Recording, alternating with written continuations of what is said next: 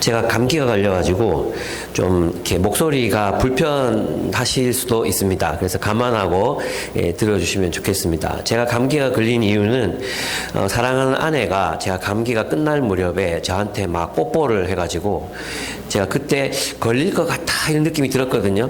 근데 그날 딱 걸렸습니다. 그래서 이 저의 감기는 사랑의 열매이니만큼 여러분이 이 목소리를 좀 불편하지만 이해하고 들어주시면 감사하겠습니다.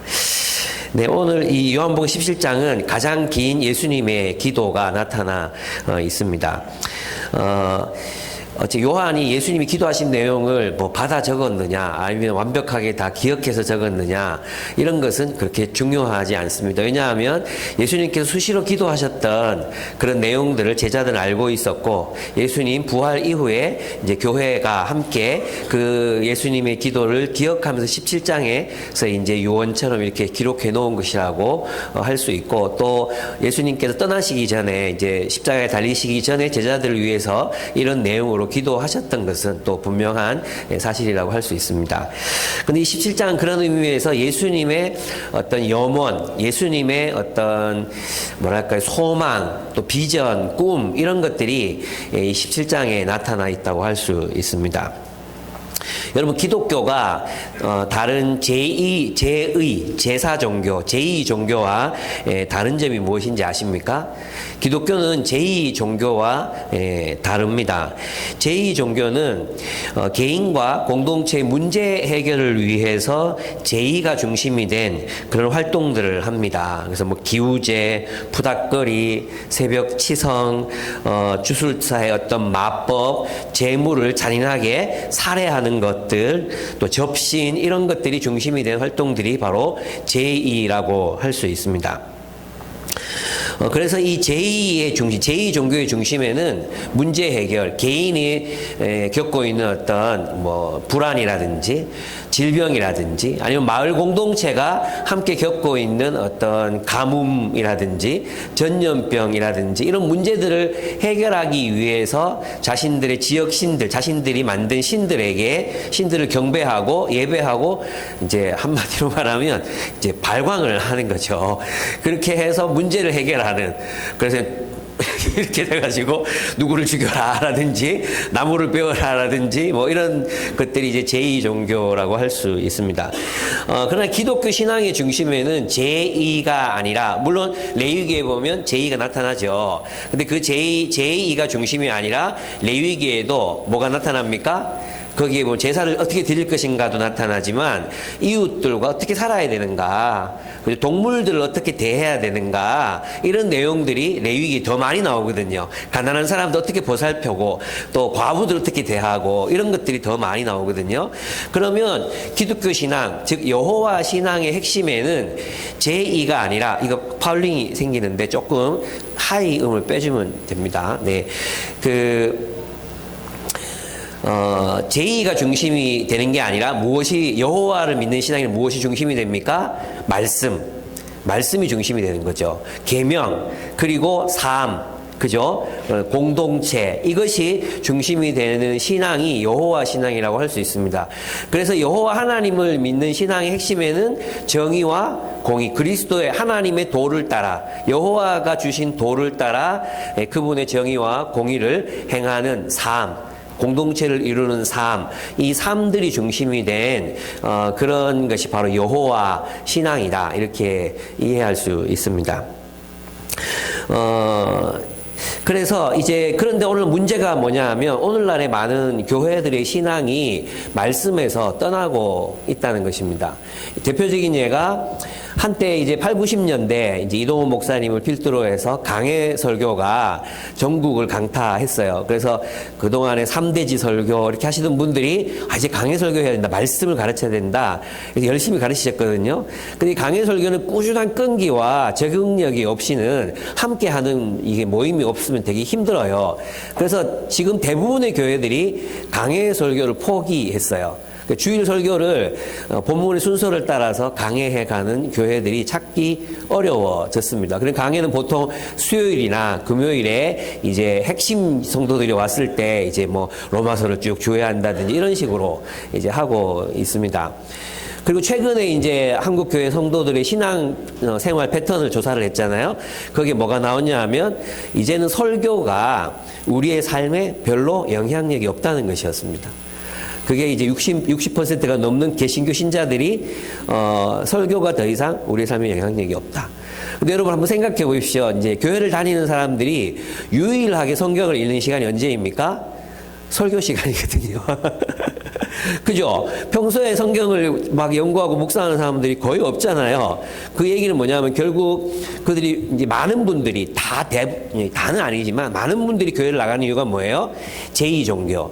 즉, 자신이 당면한 문제를 해결하고 앞니를 좀 어떻게 안전하게 좀 이렇게 세워가고, 그죠? 마치 점 보듯이 그렇게. 그리고 또 자신이 해결하지 못하고 있는 문제들, 취업이라든지 질병의 문제라든지 뭐 자녀 문제라든지 이런 것들을 해결하기 위한. 그래서 생겨난 게 뭐예요? 천일 번제. 1000번의 범죄. 1000일 동안 예물을 드리면 무슨 뭐 소원을 성취해주고. 이런 짓거리들이 교회를 무당 종교로, 기독교를 제2종교로 타락시키고 있는 그런 일들이라고 할 수 있습니다. 그러나 우리가 앞에서 우리가 얘기했지만, 기독교 신앙의 중심에는 무엇이 있습니까? 말씀이 있어요. 말씀이 빠져버리면 우상숭배예요. 말씀이 중심이 되지 않으면 이게 우상숭배가 되고 마는 거예요. 그래서 있잖아요. 그래서 출애굽기에 보면 우리 출애굽기 할 때 참 재밌게 봤었던 게 뭐예요? 하나님은 끊임없이 이제 그 이스라엘 백성들에게 성막을 지으라, 이렇게 지어라, 뭐 어떤 시를 써라, 황금실을 써라, 뭐 이렇게 있잖아요. 성막을 짓고 성소를 만드는 것에 대해서 굉장히 이제 많이 말씀하셨잖아요. 그런데 그 성막을 만들려고 했는데 이스라엘 백성들이 만든 건 뭐였어요? 황금 송아지 우상이었거든요. 그래서 있잖아요. 출애굽기를 살펴보면 정말 재밌는 게 뭐냐 하면 하나님이 성막을 이렇게 지으라는 게 출애굽기에 한 3분의 1 정도 나오거든요. 그리고 황금 송아지 사건이 중간에 딱 나왔다가 그 다음에는 뭐냐 하면 이스라엘 백성들이 하나님의 말씀을 따라 성막을 지었다가 끝부분에 한 10장을 차지해요. 예. 근데 그 중간에 뭐가 있느냐 하면 이스라엘 백성들의 배도가 있는 거예요. 그게 황금 송아지를 만든 사건이거든요. 황금 송아지는 무엇이 없습니까? 언약궤가 없어요. 성막에는 뭐가 있습니까? 언약궤가 있고 십계명이 있어요. 하나님의 말씀이 있어요. 그래서 결국은 그들이 황금 송아지 때문에 일어난 재앙을 겪고 난 뒤에 회개하고 말씀이 중심이 된 이스라엘 공동체를 건설하게 됩니다. 그런데 그 이스라엘 백성들의 공동체에서 딱 언약궤만 빼버리면 뭐예요? 황금 송아지를 섬기는 우상숭배 종교가 되는 것입니다. 교회는 또 기독교 신앙은 그런 것이 아니라는 것입니다. 기독교 신앙은 우리가 원하는 어떤 욕망들을 이루기 위한 신앙이 아니라 하나님의 뜻이 이 땅에서 실현되는 것이 기독교 신앙의 본질이라고 할 수 있습니다. 하나님이 우리에게 무엇을 원하시는가? 예수 그리스도의 뜻이 무엇인가? 그 뜻대로 우리는 어떻게 살아야 되는가? 그것이 성경에 이제 기독교를 믿는 신앙의 중심을 차지하고 있다고 볼 수 있습니다. 그래서 예수님의 기도를 보면, 예수님께서 창조하신 새로운 공동체가 어떤 모습으로 창조되어야 하는가, 세워져야 하는가가 잘 나타나 있습니다. 먼저, 오늘 본문을 보면 세 부분으로 나눌 수 있죠. 여러분 이제 베이스쌤 하셨잖아요. 첫 번째 문단은 그리스도 자신을 위한 기도이죠. 예수 자신을 위한 기도. 1절에서 5절을 보면 예수님 자신이 영광을 얻게 해달라고 이렇게 담대하게 기도하시는 장면이 나옵니다. 두 번째 단락은 6절에서 19절까지의 내용입니다. 이 내용은 누구를 향한 기도입니까? 지금 예수님과 함께 있는 11명의 제자들, 그 제자들을 위해서 드리는 기도의 내용이죠. 핵심이 뭐죠? 하나가 되게 해주소서. 우리 안에서 성부 하나님, 성자 하나님, 성령 하나님, 삼위 하나님 안에서 하나가 되게 해주십시오. 이 기도가 나옵니다. 그리고 마지막 문단에서 이제 20절에서 26절은 어떤 기도입니까? 제자들의 선교를 통해 예수를 믿게 될 제자들, 또 다른 제자들을 위한 기도가 20절에서 26절에 나옵니다. 그 기도의 핵심이 뭡니까? 저들이 내 안에 있게 해주소서. 나와 함께 있게 해주소서. 이 기도가 핵심이 됩니다. 그러면 이제 한 분단 한 분단 차례로 한번 이렇게 찾아가 보도록 하겠습니다.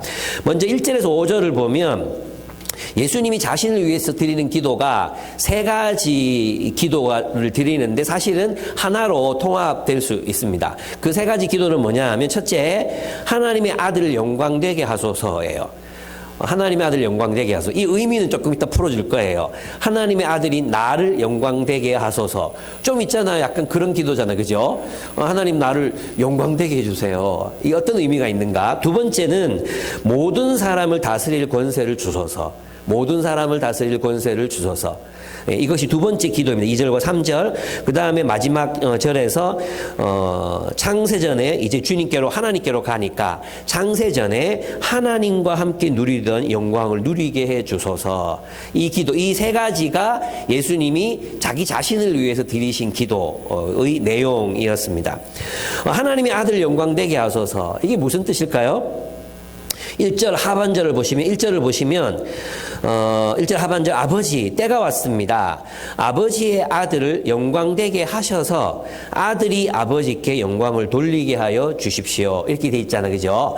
근데 이제 헬라어를 그대로 번역을 해보면 희나라고 해요. 희나. 이건 이제 인성간사님도 아실 건데 희나절 이 뒤에 나오고 이게 뭐 소댓 구문이거든요. 무엇을 위하여 이렇게 해주소서 이런 뜻이에요. 그 희나절, 희나라는 그 다음 구절에 나오는 게 뭐냐 하면 아버지를 영광되게 하기 위해서 나를 영광되게 해주소서 이렇게 돼 있어요.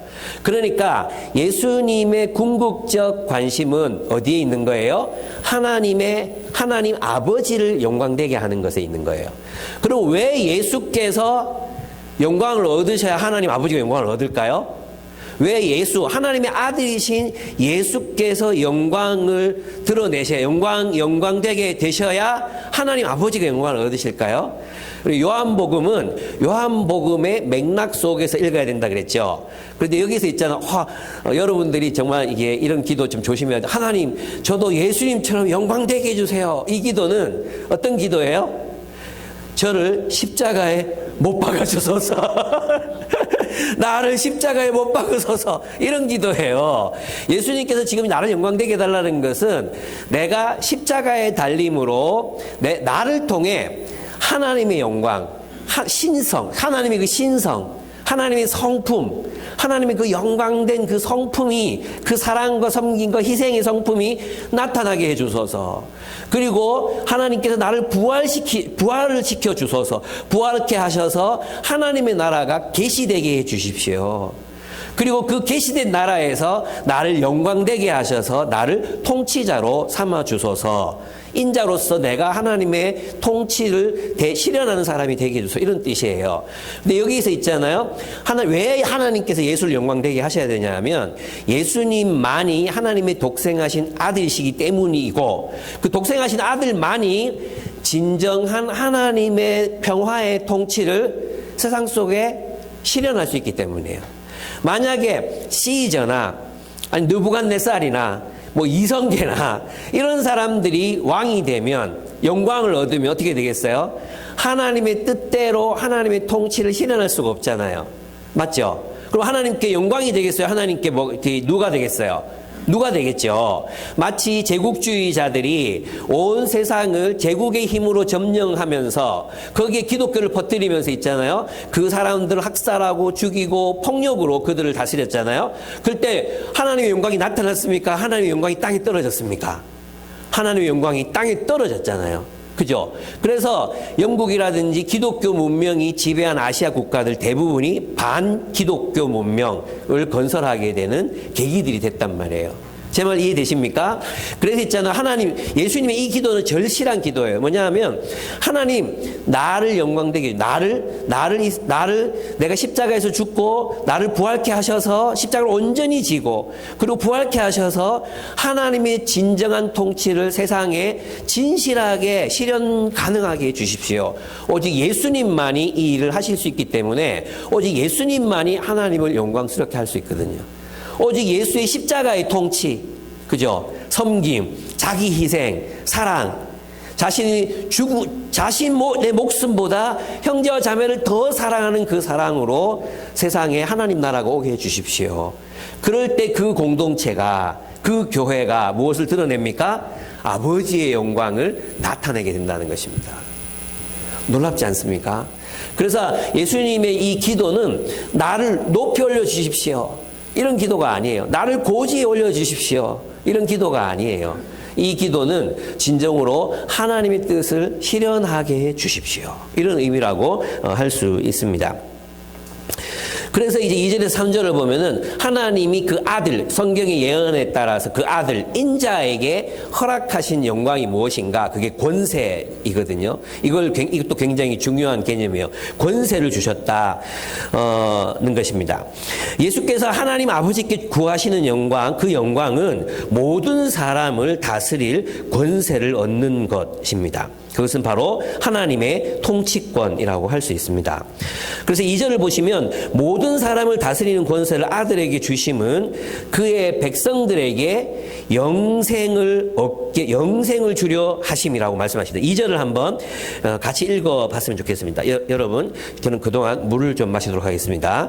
2절 여러분이 가진 성경으로 자그마하게 읽어주시면 좋겠어요. 아버지께서는 거기부터 읽겠습니다. 시작.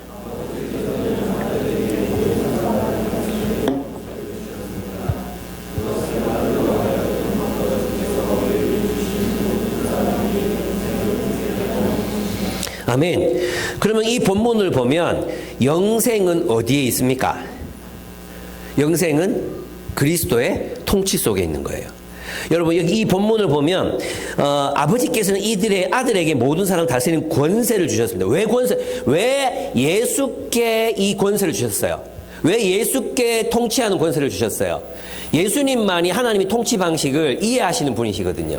그죠? 예수님만이 하나님의 통치를 실현하실 수 있는 분이시거든요. 그죠? 그러면 그분의 통치를 따라 사는 사람들에게 주어지는 삶, 그게 뭐예요? 영생이다. 그분의 통치를 따라 사는 사람들은 어떻게 삽니까? 그리스도의 십자가의 사랑으로 서로를 사랑하는 삶을 사는 거예요.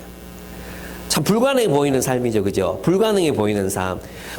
자기 목숨보다 형제와 자매들의 목숨을 더 귀하게 여기고 내 목숨을 내어주기까지 사랑하는 삶, 그 삶을 살아가는 삶 속에 예수님은 뭐가 있다고 말씀하십니까?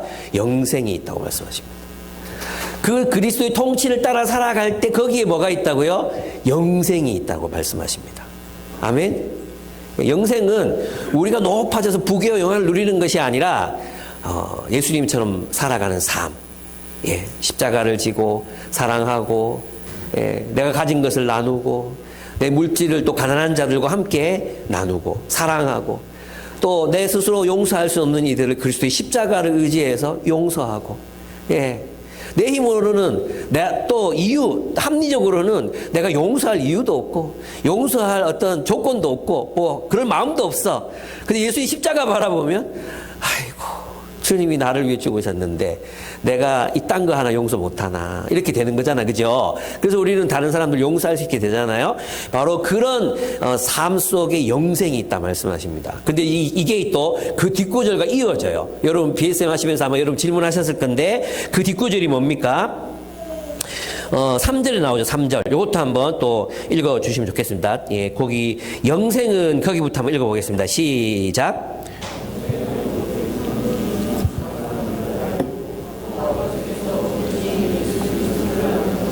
아멘. 이게 이제 연결이 돼야 돼. 연결. 그리스도의 통치가 있어요. 그리스도의 통치. 그리스도의 통치를 따라 사는 사람도 어떤 삶을 살아요? 내가 너희를 사랑한 것처럼 서로 사랑하는 삶을 살죠. 그죠? 그러면 그렇게 사랑하는 삶을 사는 게 뭐라 그랬어요? 영생이라고 했죠. 그죠? 근데 영생은 뭐라고요? 하나님을 알고 예수 그리스도를 아는 것이라고 이야기했습니다. 영생은 오직 한 분이신 참 하나님을 알고 또 아버지께서 보내신 예수 그리스도를 아는 것이라고 이야기했어요. 이게 얼마나 중요한지 몰라요. 영생은 어디에 있느냐? 그리스도의 통치란 무엇이냐? 하나님을 알고 그리스도를 아는 지식 가운데서 사는 삶이에요. 여러분 있잖아요. 우리가 안다 이게 푸코가 그런 얘기를 했잖아요. 지식은 곧 권력이고 권력은 곧 지식이다. 이렇게 얘기했어요. 많은 사람들이 중세 봉건 제도가 무너졌다. 그래서 이 계급이 무너졌다. 권력이 무너졌다고 생각했지만 푸코가 보는 근대는 그게 아니었어요. 또 다른 권력이 새로운 지식으로 사람들을 억압하고 있다고 봤어요. 지배하고 있다고 봤어요. 그게 뭐냐면 자본주의 논리거든요. 자본주의 논리. 그 자본주의 논리에 사람들이 그 자본주의 논리를 받아들여서 내면화한 거죠. 그래서 이런 뭐 우리도 그게 내면화된 게 뭐예요? 능력주의라는 거. 능력주의. 공부 잘하면 그 쥐들이 노력해가지고 돈 많이 버는 건데 알고 보면 아무리 머리가 좋아도 과외 받지 않고 또 어떻게 점수 내는지 모르고 이러면 안 되잖아, 그죠? 그런 것처럼 그런 능력주의, 이것이 하나의 신화처럼, 어떤 신념처럼 모든 사람들 머릿속에 들어가 있는 게 뭐예요? 신자유주의 체제거든요. 자유주의. 그래서 이제 푸코가 봤던 게 뭐냐 하면 바로 그러한 그 지식이 이 권력을 형성하는 기반이 된다는 거죠. 그래서 지식은 곧 권력이요, 권력은 곧 지식이라고 그랬어요. 내가 자주 얘기하는 거지만 힌두교에서 카스트 제도를 받아들이면서 살아가려면 힌두교가 말하는 카스트 제도의 신화를 믿음으로 알아야 돼. 그 지식을 내 것으로 받아들여야지, 그죠? 그 통치가 가능하잖아요. 그렇죠. 제 말 이해했습니까? 그것처럼 하나님 나라는 그럼 뭐냐? 하나님 나라는 하나님을 알고 예수 그리스도를 아는 것. 그것이 곧 영생이다. 영생이란 뭐냐? 하나님 나라의 삶이다. 사랑의 삶이다. 아시겠습니까? 그럼 그 사랑의 삶을 살기 위해서는 누구를 알아야 돼? 하나님 아버지와 예수 그리스도를 알아야 돼. 우리가 알아야 되는, 그래서 그 지식 안에서 공동체가 통일되는 거예요. 제 말 이해됩니까? 그래서 이제 기독교는 여기에 놀라운 신비가 있어요. 이것은 문자를 초월해요.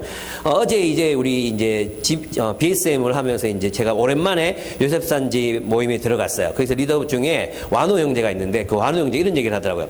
예수님은 책 한 이 책을 남기지 않으셨다. 문자를 남기지 않으셨다. 만약에 예수님께서 쓰신 책이 있다면, 예수님이 쓰신 뭐 예수복음 이게 있다면 어떻게 됐겠어요? 그것은 세상에서 가장 강력한 종교가 됐을 것이다. 이렇게 얘기해요. 이건 굉장히 중요한 말이고, 내가 그걸 깜짝 놀랐어요. 그걸 어떻게 아냐고. 사실 있잖아요. 예수님께서 책을 남겼잖아요. 그러면 기독교는 세상에서 가장 강력한 폭력적인 종교가 될 수 있어요. 왜냐하면 남겨진 그 문서로 모든 시대의 변화와 이런 것들을 다 무시하고 폭압적인 정치를 할 수 있는 게 기독교거든요. 그게 종교의 힘이거든요. 근데 예수님께서는 뭐라고 말씀하시느냐? 하나님 나라의 힘, 이 영생이라는 것은 예수의 통치 안에 있는 건데, 예수께서 통치하시는 통치 방식이 뭐예요? 그런 법적인 통치가 아니라 뭐예요? 사랑의 통치라는 거예요. 사랑의 통치. 그리스도를 알고 하나님을 알면 그분이 어떤 분이시냐, 그 하나님의 성품에 기초한, 하나님의 성품으로 형성되는 개인, 하나님의 성품으로 형성되는 교회가 될 때, 그때 우리가 누리게 되는 게 뭐예요? 영생이다. 이렇게 우리가 이해할 수 있습니다. 저는 이 말씀이 참 좋았습니다. 그래서 그렇습니다. 그래서 영생은 오직 한 분이신 하나님을 알고, 그리고 또 아버지께서 보내신 예수 그리스도를 아는 것이라고 이야기하시는 것입니다. 그래서 예수님께서는 이제 다시 태초의 영광, 그 영광으로 주님 앞으로 가니까 그 영광으로 영광되게 해주시기를 구하십니다. 이것은 제가 볼 때는 하나님과 예수 그리스도의 이 친밀함이 이 단절된 적은 없었거든요. 그래서 다시 그 친밀한 교제를 회복해 달라, 이 기도는 제가 볼 때는 아닌 것 같아요. 많은 분들이 그렇게 보시거든요. 근데 하나님과 예수님께서의 이 친밀한 교제가 십자가에 달리신 그 순간, 짧은 순간을 제외하고 끊어진 적이 있었나? 아니었던 것 같거든요. 그렇다면 여기에서 아버지와 함께 누리는 이 영광을 다시 누리게 되는 이 영광이 무엇인가? 그래서 온 세계를 하나님의 뜻 가운데서 통치하시던 그런 이제 통치자로서의 영광, 그 영광을 의미하는 것이 아닐까, 저는 그렇게 생각해 봅니다. 그래서 이것은 어쩌면 하나님과의 더 가까운 친밀한 교제 포함되겠죠. 이때 이 땅에 육신으로 계셨고, 근데 이제는 주님 하나님과 직접적인 교제를 하시니까, 물론 육체로 존재하시지만 또 그렇습니다. 그러면 이제 영생의 의미가 뭔가가 더 확연하게 이 본문을 통해서 드러나죠. 영생은 그죠, 수학 공식으로 말하면 그리스도의 통치, 더하기 하나님과 그리스도를 아는 지식, 그죠? 하나님과 그리스도를 아는 것, 인격적으로 그분을 아는 그 인격적인 진리를 아는 힘, 그것 더하기 삼위 하나님 안에서의 하나됨, 이 바로 영생이다. 그 주님의 통치를 따라서 주님의 말씀을 따라 서로를 뜨겁게 사랑하는 공동체로 하나가 될 때 우리는 이 땅에서 영생을 누리게 돼요. 그래서 14절에서 예수님께서 뭐라고 말씀하십니까? 14절을 보시면 나는 14절이 아니구나. 미안합니다. 나중에 하도록 하겠습니다. 갑자기 생각나는 거 이렇게 갑자기 하면 안 돼. 두 번째, 6절에서 19절입니다. 제자들을 위해서 드리는 기도입니다. 제자들을 위해서 드리는 기도. 먼저 이제 이 단락은 또 두 부분으로 나눌 수 있어요. 첫 번째 단락은 6절에서 8절이에요. 6절에서 8절. 이 6절에서 8절은 누가 제자인가 이걸 정의하시는 부분입니다. 누가 제자인가, 누가 예수의 제자인가. 그 다음에 9절에서 이제 그 뒷부분은 그 뒷부분은 제자들을 위한 기도가 나옵니다. 그러면 제자가 된 사람들이 어떤 사람들인지 한번 살펴보면 6절을 보시면 나는 아버지께서 세상에서 택하셔서 내게 주신 사람들에게 아버지의 이름을 드러냈습니다. 그들은 본래 아버지의 사람들인데 아버지께서 그들을 나에게 주셨습니다 했죠. 그러면 예수의 제자가 된 우리는, 또 예수님의 제자들은 누구예요? 하나님이 택한 백성이다. 하나님께서 택하신 사람들이라는 것입니다. 그들은 원래 아버지의 사람들이었는데 예수께 주셨어요. 그래서 그들은 하나님 아버지께서 택하셔서 예수 그리스도께 주신 사람들, 하나님께 택함 받은 이제 선택받은 사람들이라고 얘기할 수 있습니다. 근데 여러분, 항상 선택받은 백성들 다음에 나오는 게 뭐예요? 여호와의 도를 지켜. 예, 이게 나와요. 왜 선택하셨는가? 이 선택은 소명과 관련돼 있어요. 그래서 하나님께서 바울을 부르실 때도 요즘 이게 신학계에서 논쟁거리거든요. 회심과 소명. 회심으로 불렀냐? 그때 소명을 받았냐? 회심과 소명은 항상 붙어 있어요. 하나님께로 온다는 것은 하나님으로부터 무언가의 역할, 어떤 사명을 부여받는 것과 다르지 않습니다. 네. 그래서 두 번째로 이제 그들이 누구인가? 그러면 그들은 누구인가 하는 거예요. 6절 하반절 보겠습니다. 6절 하반절. 여기도 한번 같이 읽어봤으면 좋겠어요. 제가 그만할 때까지 읽으시면 됩니다. 그들은 아버지의 말씀을 거기서부터 읽겠습니다. 시작. 그들은 아버지의 말씀을 지켰습니다. 지금 그들은 아버지께서 내게 주신 것이 아버지께로부터 온 것임을 알고 있습니다. 나는 아버지께서 내게 주신 말씀을 그들에게 주었습니다. 그들은 그 말씀을 받아들였으며. 아멘. 그래서 6절 하반절 뒷부분, 그들은 아버지께서 내게 주신 것이 아버지께로부터 온 것임을 알고 있습니다. 아버지께서 내게 주신 거, 이게 뭐겠어요? 말씀이라는 거예요. 말씀. 하나님의 말씀을 예수께 주셨고 예수께서 그 말씀을 우리에게 주셨어요. 그 제자는 누구입니까? 말씀을 따라 사는 사람들. 특히 누구? 그리스도의 말씀을 따라 사는 사람들이 누구예요? 제자들, 그리스도인들이란 말이에요. 그래서 말씀 없이 그리스도인이 될 수 없어요.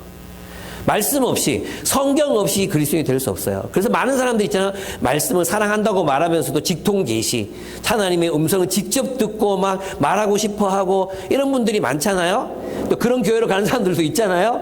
그건 이제 제2적 종교로 회귀하는, 우상숭배로 회귀하는 길이 될 수 있습니다. 그런 교회일수록 말씀을 묵상한다고 하지만 더 중요한 게 뭐냐 하면 기록된 하나님 성령을 통해 2000년, 몇천 년 동안 기록되어 온 이 성경보다도 자신에게 주어진 주관적인 어떤 인식, 그걸 더 중요하게 여기기 때문에 위험하다 할 수 있습니다. 물론 그런 모든 음성이 하나님 음성이 아닌 것은 아니에요.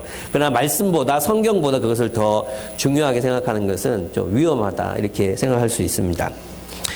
그래서 있잖아요. 진정한 기독교인은 중심에 뭐가 있습니까?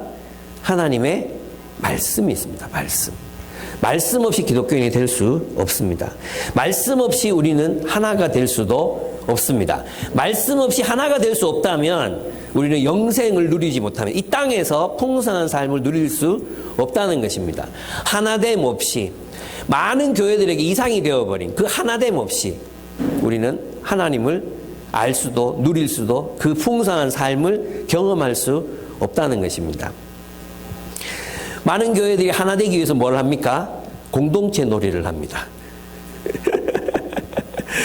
예, 그 공동체 놀이가 성경 퀴즈면 허용할 수 있습니다. 허용한다기보다도 뭐 그렇게 될 수 있을지 모르겠지만 공동체 놀이로 우리 하나 될 수 없습니다. 뭐 상담으로도 하나 될 수 없습니다. 그냥 우리가 많은 대화를 나눈다고 하나가 될 수도 없습니다. 무엇이 있어야 합니까? 그리스도의 말씀이 우리 중심에 있어야, 우리 중간에 있어야 합니다. 그래서 그들은 그 말씀을 지키는 사람들일 뿐만 아니라 8절 하반절을 보면 내가 아버지께서 나를 보내신 것을 믿었습니다.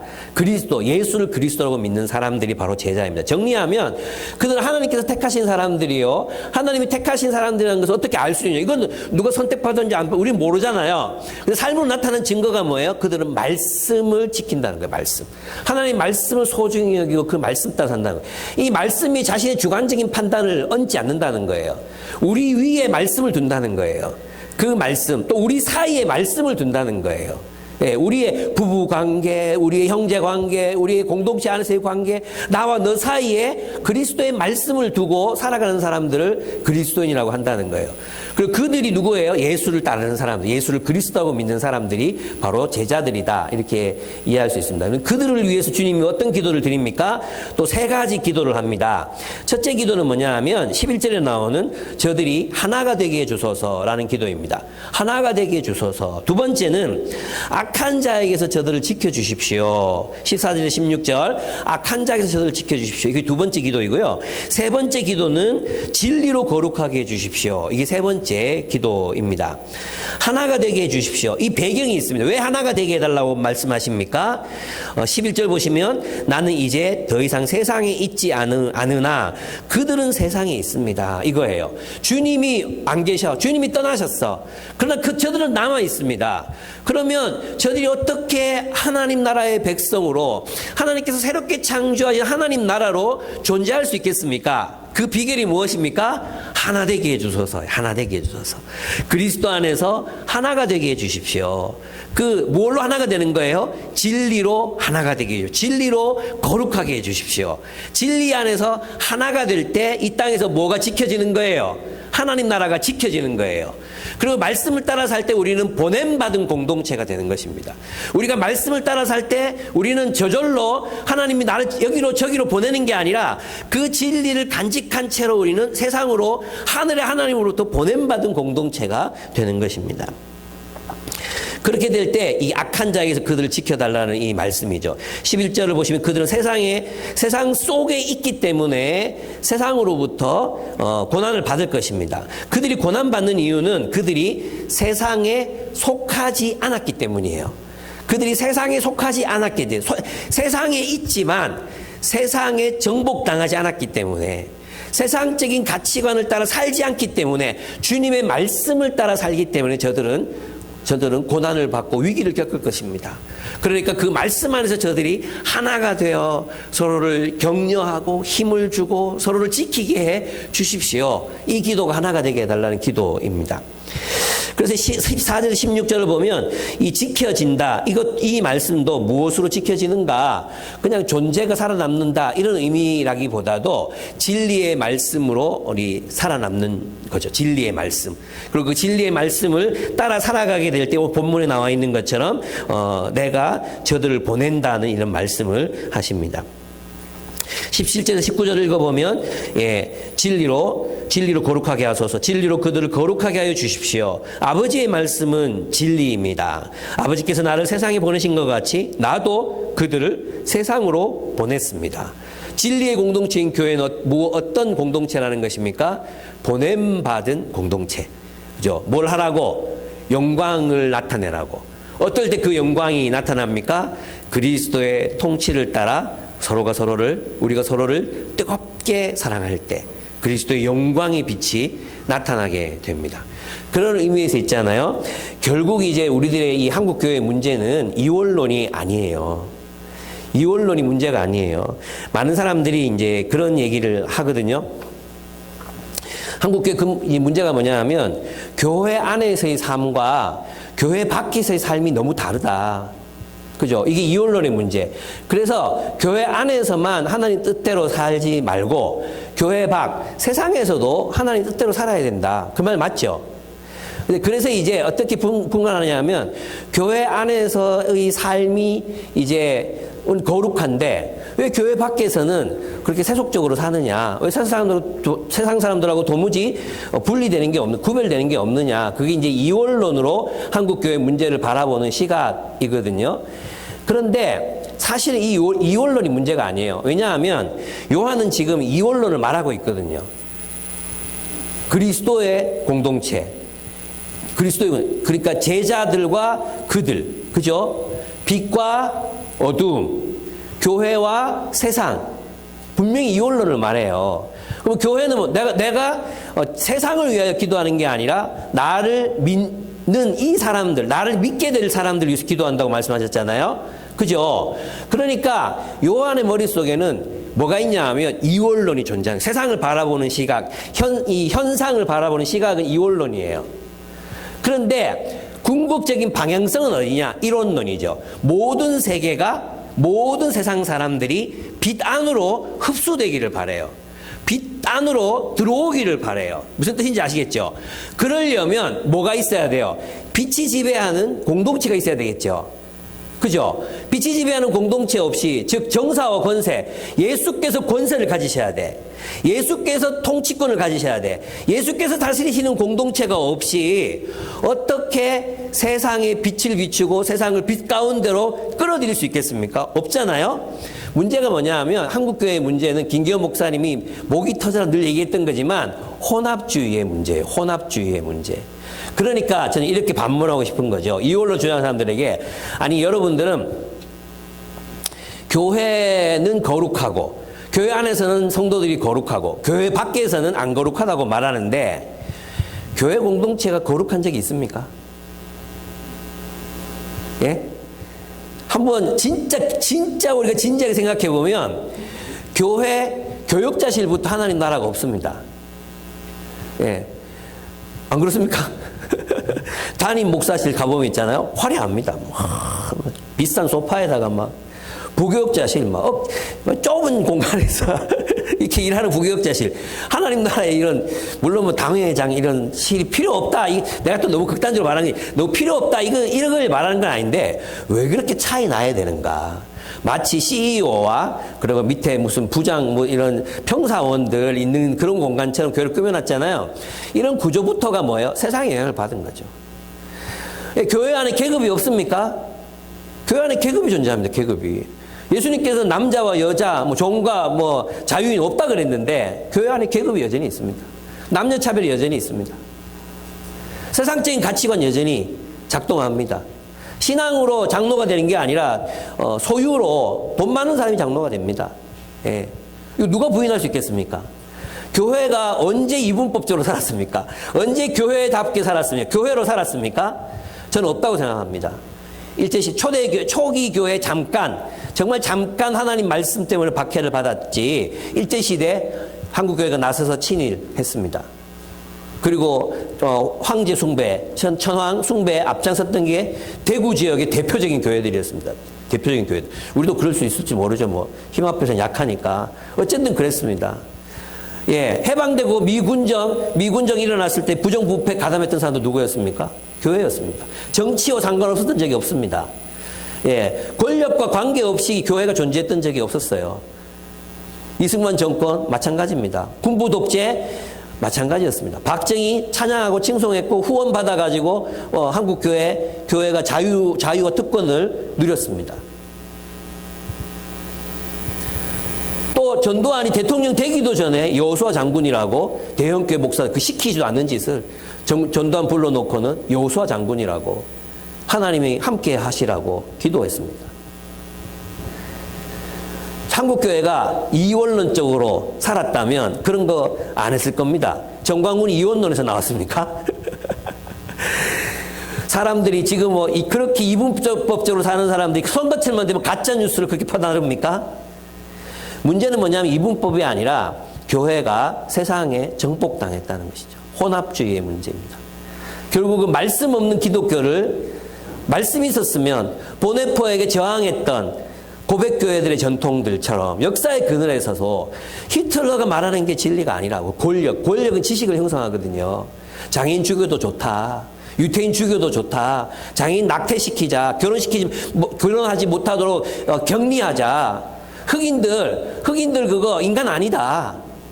아파르테이트. 이게 다 뭐 권력에서 나온 지식이죠. 권력에서 나온 지식.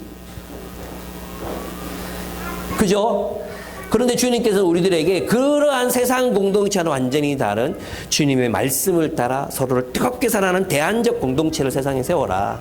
하나님 나라 공동체, 제자들의 공동체를 세워라. 이것이 주님께서 말씀하시는 말씀의 핵심이라고 할 수 있습니다. 그러니까 이원론이 문제가 아니에요. 누구의 통치를 받느냐, 이것이 문제예요. 나는 지금 내 삶을 세상에서 나는 뭐 정의를 실현하고 있어. 이것보다 누구의 정의인가? 누구의 통치를 따라 사는가? 누구의 권세 아래 있는가? 그러니까 누구의 이야기, 어떤 내러티브가 나의 삶에 가장 강력한 영향을 미치는가? 그것이 나라는 거예요. 그리스도인은 예수의 이야기, 예수님의 통치, 예수님의 사랑을 따라 살아가는 사람들을 그리스도인이라고 한다는 거예요.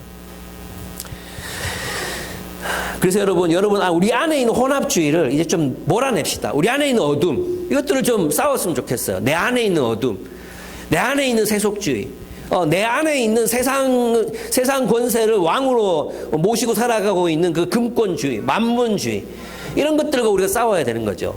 그게 무엇과 싸우는 거예요? 우리로 하여금 사랑할 수 없게 만드는 우리의 성품, 우리의 습관, 우리의 가치관, 우리의 신념, 이런 것들과 싸우라는 거예요.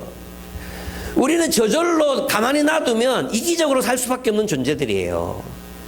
가만히 놔두면 모두가 이기적이 돼요.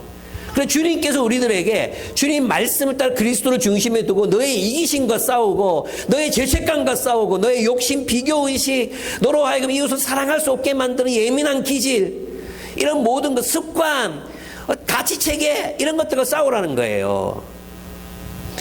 그게 바로 우리가 혼합주의와 싸우는 방식이고 빛이 되기 위한 노력이라고 할 수 있습니다. 그래서 보네퍼는 이번에 우리가 읽는 성도의 공동생활 있잖아요. 저는 이 보네퍼가 이제 성도의 교제라는 책을 박사학위 논문으로 써서 교수가 되거든요. 그때 나이가 21살입니다. 진짜, 21살. 내가 이분을 용서할 수 있는 이유는 약간 대머리예요. 그래가지고 용서할 수 있어요. 얼굴도 잘생겼다면 저는 진짜, 이런 생각 들었을 것 같아요. 근데 이 성도의 공동생활 31살에 지었어요. 31살에. 31살에 지었는데, 31살. 여러분 다 31살 넘었죠? 우리 회개합시다. 회개하고 보네퍼처럼 좀 돼야 되는데, 이런 얘기들을 합니다. 그게 뭐냐면, 보네퍼의 중심 사상이 뭐냐면, 교회는 타자를 위해 존재하는 공동체라고 말하잖아요. 근데 이게 교회 안에 공동생활에서 나타나야 된다는 거예요. 우리의 존재는 타자를 위해 존재하는 거예요. 그런데 여기에 우리가 어떻게 그러면 주님이 원하시는 그런 사랑의 공동체를 세울 수 있는가 했을 때, 그 중심에, 그 중간에 나와 너 중재자로서 그리스도가 있어야 된다. 그리스도가 없이 맨몸으로 사랑을 하잖아요. 이런 말이 있잖아요. 우리 공동체에 사랑이 없어. 이런 얘기 많이 하잖아요. 그죠? 그 말 속에는 뭐가 포함되어 있냐면, 나는 그냥 그리스도 없이 사람들에게 사랑받고 싶어. 직접적인 맨몸 맨살, 이 맨몸 맨살이라고 야한 생각하지 마세요. 그냥 인간적인 사랑을 받고 싶어. 인간적인 사랑의 공동체를 원해. 이 말이거든요. 그 말은 뭐냐 하면 그 중심에 그리스도가 없다는 거예요. 그러면 그들이 원하는 그 사랑은 무엇에서 기초한 사랑이에요? 육체적 욕망에 기초한 사랑이다. 아무리 말로 사랑을 떠들어도 그런 사랑은 뭐라고 말하느냐 하면 이기심의 발로라고 얘기해요. 그러면 그리스도의 공동체 어떻게 다른가? 우리 중심에, 우리 중간에 중재자 누가 있는가? 그리스도가 계시다. 그래서 우리는 그리스도를 통하여 사람들을 사랑해야 된다고 얘기하거든요. 이거 정말 놀라운 거예요. 그리스도를 통한다는 게 뭐예요? 십자가를 통과하는 거예요. 십자가를 통과해서 서로를 사랑하는 거예요. 내가 정태 형제를 십자가를 통해서 그리스도의 말씀으로 사랑하는 거, 진리의 기초에서 사랑하는 거죠. 그러니까 있잖아요. 우리가 좀 이렇게 어떨 때 자주 못 만날 수도 있지만, 그리스도께서 계시기 때문에 정태 형제는 여러분 모두는 나의 영원한 형제요, 자매요, 그리스도를 통해서 사랑할 수 있는 거죠. 십자가가 우리의 중심에 있잖아요. 그래서 여러분이 인간적인 사랑, 우리 어떤 교회에 가보면, 이게 뭐 말씀에는 골치 아픈 거 때려치우고, 그저 사랑합시다. 그냥 사랑합시다. 이러잖아요. 그게 문제가 되는 거예요, 그게. 그렇게 되면서 이제 막 성가돼서 바람나고 막 이렇게 되는 거예요. 예.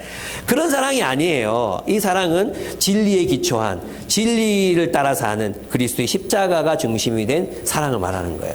그래서 이제 보네포가 썼던 얘기들, 여러분 있잖아요. 이게 이번 달 필독서가 2권이거든요. 아버지의 해방일지랑 성도의 공동생활인데 둘 다 얇아요. 2권 다 읽어야 돼요. 여러분 지금 마음에 아마 아버지의 해방일지, 이거 재밌게 요것만 읽고 말아야지. 이런 사람들이 분명히 있을 거예요. 있을 건데, 예, 포기하시고 2권 다 꼭 읽으시기 바랍니다. 왜냐하면 아버지 해방일지도 좋아요. 굉장히 재밌거든요. 우리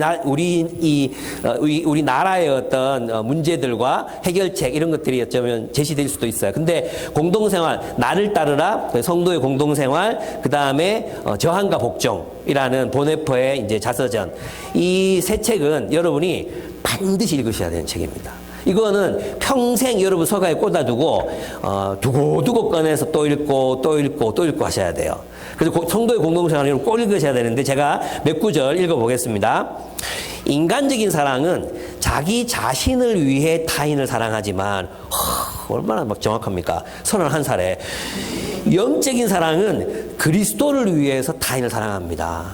내가 타인을 사랑하는 이유가 뭐냐? 그리스도를 위해서다. 내가 사랑할 수 없지만 그리스도를 위해서 타인을 사랑한다는 거예요.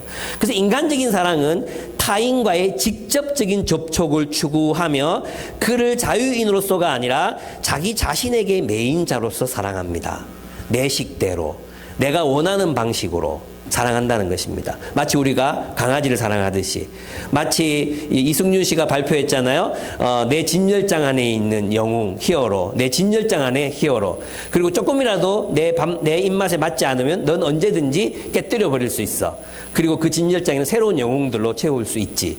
아시죠? 예. 그런 어떤 사랑, 이 사랑이 이기적이라는 것입니다. 그래서 있잖아요. 팬덤, 난 BTS를 사랑해, 이런 거 있잖아요. 난 임영웅 너무 사랑해. 이런 사랑들은 전부 요기에 속하는 것입니다. 예. 이러한 사랑은 모든 수단과 방법을 총동원하여 타인을 소유하고 정복하고자 합니다. 예. 영적인 사랑은 타인에게 직접 다가갈 수 없음을 압니다. 우리 그런 존재예요. 부부도 있잖아요. 부부도 타인에게 직접 다가갈 수 없어요. 내가 아내를 내 욕심대로, 내 욕정대로, 내 마음대로 사랑하잖아요. 내 친밀함으로 사랑하잖아요. 그 사랑은 오래 갈 수 없어요. 예. 그런데 그리스도께서 나와 타인 사이에 계십니다. 무엇이 타인에 대한 사랑인지는 인간적인 사랑에서 성장한 보편적 개념에 기초한 선지식으로는 알 수 없습니다. 예. 그 모든 것이 그리스도 앞에서 도리어 미움이며 가장 사악한 이기심에 불과할 수도 있기 때문입니다. 무엇이 사랑인지는 오직 그리스도께서 그분의 말씀 안에서 내게 가르쳐 주실 수 있습니다. 31살짜리가 이게 가능하나 이런 생각이 저는 듭니다. 야, 모차르트처럼 어떤 이런 신학적인 천재가 있는 건가 이런 생각이 듭니다. 그래서 있잖아요. 따라서 영적인 사랑은 오직 예수 그리스도의 말씀에만 매여 있는 사랑입니다. 그리스도께서 사랑으로 인하여 사귐을 지속하라고 말씀하실 때만 나는 사귐을 지속하게 됩니다. 이제 한 번만 듣겠습니다. 인간적인 사랑은 제어되지 않으며 제어될 수도 없는 어두운 욕망에 의하여 움직이지만 영적인 사랑은 진리를 통한 질서 있는 섬김의 선명한 빛 안에서 움직입니다. 인간의 영혼에 기초한 사랑은 인간적인 예속과 속박을 초래하고 부자연스럽게 만들지만 영적인 사랑은 형제로 하여금 말씀 아래에서 자유를 누리게 합니다. 아멘. 예. 그러니까 있잖아요. 우리가 지난 시간에 제가 얘기했잖아요. 누군가를 정말 사랑하기 어려울 때 어떻게 하라고요? 그리스도를 중심에 두고, 십자가신 그리스도를 중심에 두고, 부활하신 그리스도를 중심에 두고, 그를 통해 타인을 만나는 거. 하나님, 내가 저 사람을 사랑할 수 있게 해주십시오. 내 힘으로는 사랑할 수 없어요.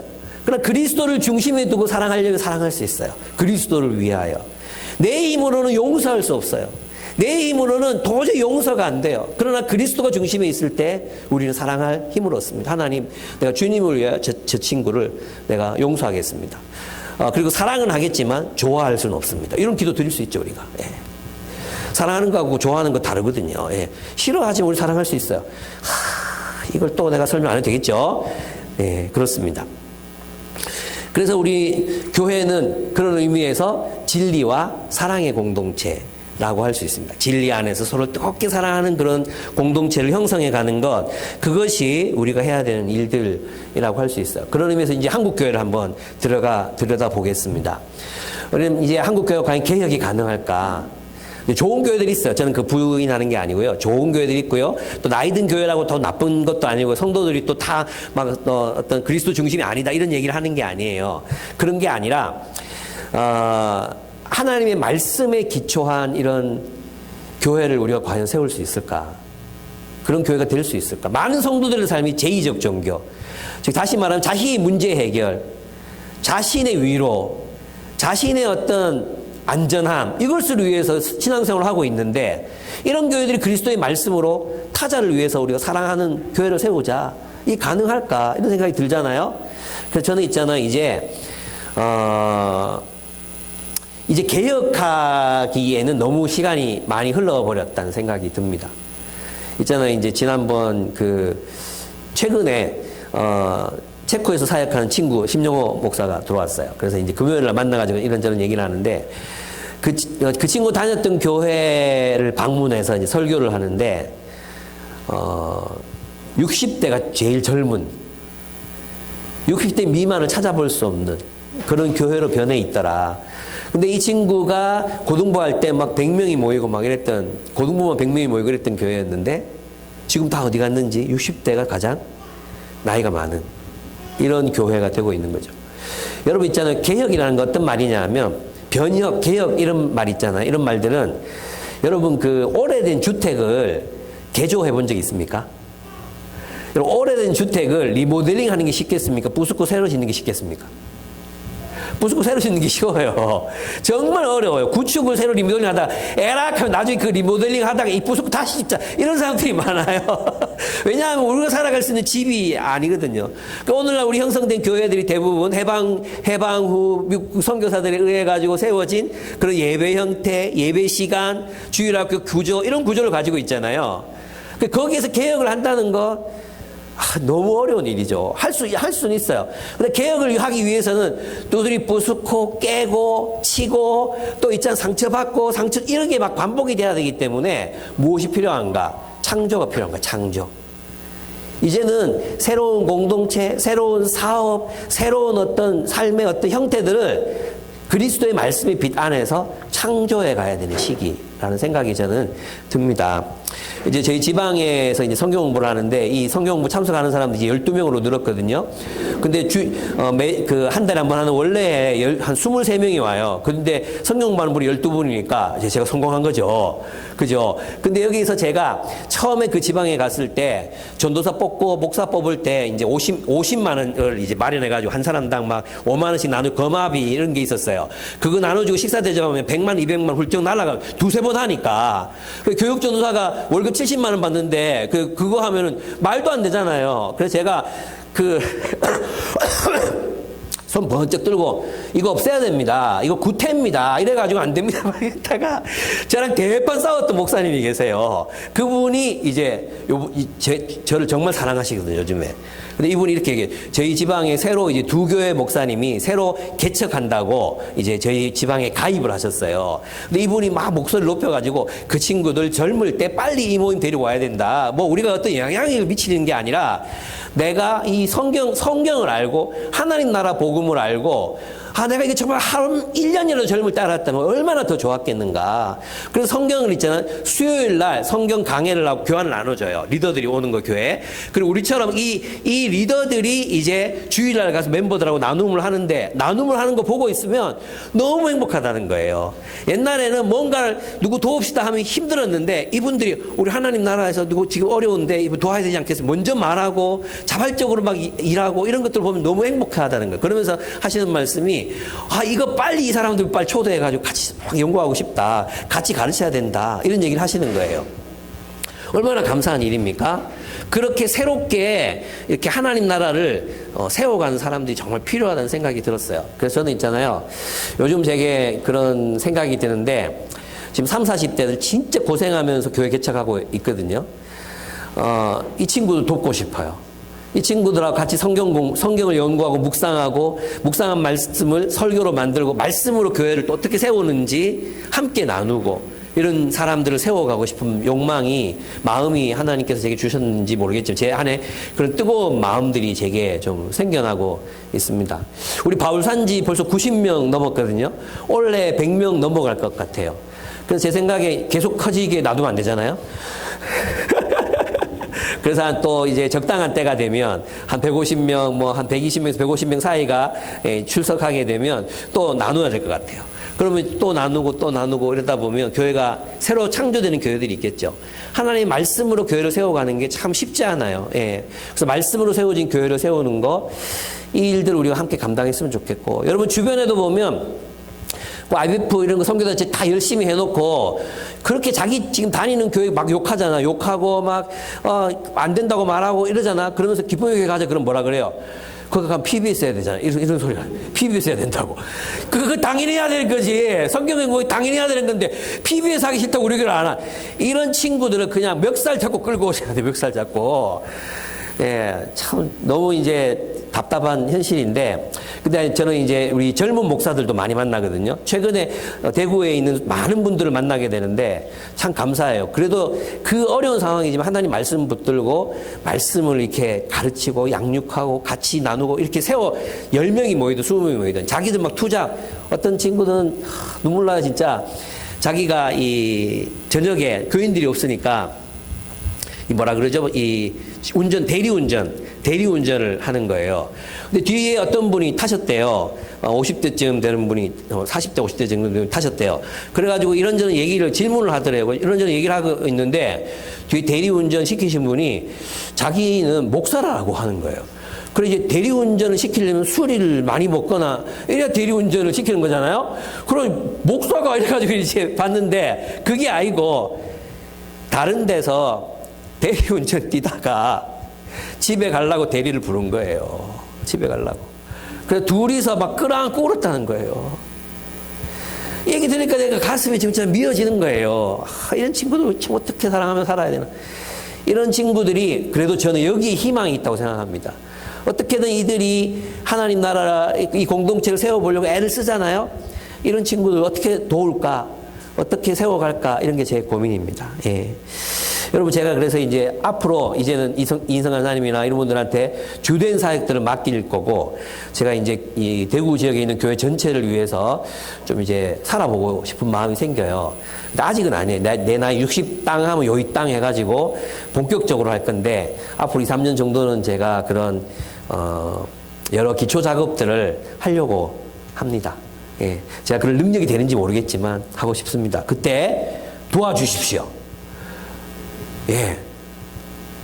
반응이 도와주실 수 있죠? 예. 여러분도 그때 막 리더로 섬기고 해야 됩니다. 예. 평일날, 뭐 금요일날 30, 40대를 위한 성경 공부 모임, 직장인 대회 이런 거 막 할 때 여러분도 같이 섬겨주시고 그래 주셨으면 좋겠습니다. 마지막 문단은 제자들을 통해 믿게 될 자들을 위해서 드리는 기도입니다. 20절에서 26절입니다. 이것은 세 가지 기도인데, 첫째, 우리 안에서 하나가 되어 세상에 하나님께서 나를 보내셨음을 알게 해 주십시오라는 기도예요. 그러면 언제 우리가 선교가 일어나는가, 언제 선교가 일어나는가 하는 거죠. 읽어보겠습니다. 21절.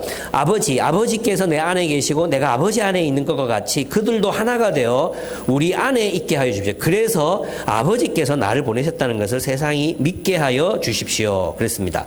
그 다음에 쭉 밑으로 내려와서 그들이 완전히 하나가 되게 하려는 것인데, 그것은 또 아버지께서 나를 보내셨다는 것과 아버지께서 나를 사랑하신 것 같이 그들도 사랑하셨다는 것을 세상이 알게 하려는 것입니다. 그랬어요. 그리고 하나님의 영광은 어디서 드러납니까? 우리의 하나됨에서 나타나는 것입니다. 그리고 주님께서 우리에게 뭐라고 말씀하셨냐 하면 그 영광을 저들에게 주었다. 그래서 두 번째 기도는, 첫 번째 기도는 우리가 그리스도 안에서 하나가 되어서 세상이 우리가 하나님의 사랑받는 제자인 것을 알게 해달라. 이런 기도였어요. 선교적인 기도였죠. 그래서 선교는 본질적으로 교회됨을 이룰 때 1차적인 본질적인 선교가 일어나게 되어 있습니다. 그래서 교회가 수적으로 성장하는 것보다 교회가 교회다워질 때, 교회됨을 이룰 때 그때 선교, 하나님의 영광의 빛이 세상을 향해 드러나게 되어 있습니다. 두 번째는 뭐냐 하면 아버지께서 내게 주신 사람들도 내가 있는 곳에 나와 함께 있게 해주소서 이렇게 기도합니다. 이게 무슨 뜻일게요? 그럼 이거는 뭐냐면 이 제자들이 언젠가 죽을 텐데 죽으면 그들을 딴 데 지옥으로 보내지 마시고 천국 보내서 나와 함께 이런 뜻일까요? 그런 뜻이 아니에요. 그런 뜻이 아니라 저들이 세상 속에서 나를 떠나지 않게 해주소서 이런 뜻이에요. 주님이 왕이 되시고 주님의 공동체인 교회가 있는 곳을 떠나지 않게 해주십시오. 나와 함께 끝까지 나와 함께 있게 해주소서 이런 뜻이에요. 그리스도를 떠나지 않게 해주소서. 왜냐하면 세상으로 다시 가룟 유다처럼 세상으로 돌아갈 수도 있잖아요. 세상으로 돌아가지 않고 나와 함께 하게 해주소서. 이것이 우리가 우리를 위해서 기도해야 되는 거죠. 사실 이제 살다 보면 젊은 시절에는 한참 주님을 위해 살다가도 나이 들어서 주님을 버리는 사람들이 많습니다. 교회는 다니지만 실제로 버리는 사람들도 많습니다. 그런 사람들이 사는 말씀이고요. 세 번째, 그리스도의 영광을 보게 해달라는 기도입니다. 그 영광, 아버지, 24절, 아버지께서 내게 주신 사람들도 내가 있는 곳에 나와 함께 있게 하여 주시고 창세전부터 아버지께서 나를 사랑하셔서 내게 주신 내 영광 을 그들도 보게 하여 주시기를 빕니다. 예, 의로우신 아버지, 세상은 아버지를 알지 못해서 나는 아버지를 알았으며 이 사람들도 아버지께서 나를 보내실 것을 알고 있습니다. 나는 이미 그들에게 아버지의 이름을 알렸으며 앞으로도 알리겠습니다. 그것은 아버지께서 나를 사랑하신 그 사랑이 그들 안에 있게 하고 나도 그들 안에 있게 하려는 것입니다. 아멘. 여러분, 그러면 이 기도를 보면 우리가 주님이 있는 곳에 함께 있을 때 우리가 보게 되는 게 뭐죠? 예수님의 영광을 보게 돼요. 예수님의 영광. 예수님의 영광, 예수님의 진짜 모습을 어디서 알게 됩니까? 그리스도의 공동체를 통해서 알게 돼요. 그리스도의 영광을 본다는 뜻은 있잖아요. 우리가 정말 그리스도의 통치를 따라서 서로를 뜨겁게 사랑하는 그곳에서 그리스도의 영광이 보이는 것입니다. 예. 그러니까 있잖아. 이게 뭐냐 하면 기독교 신앙은 굉장히 현실적이고 그리고 세속적인 이라고 할 수 있습니다. 세속적이란 말은 뭐냐 하면 세상에 물들었다 이런 의미에서 세속적인 것이 아니라 이 우리가 살아가는 삶의 현실 속에 이 공동체, 살아있는 몸을 가진 우리들의 공동체 속에 우리가 서로를 뜨겁게 사랑할 때 그리스도의 영광이 보이는 거예요. 우리도 서로가 그리스도의 영광으로 이 공동체에 참여하게 되는 것입니다.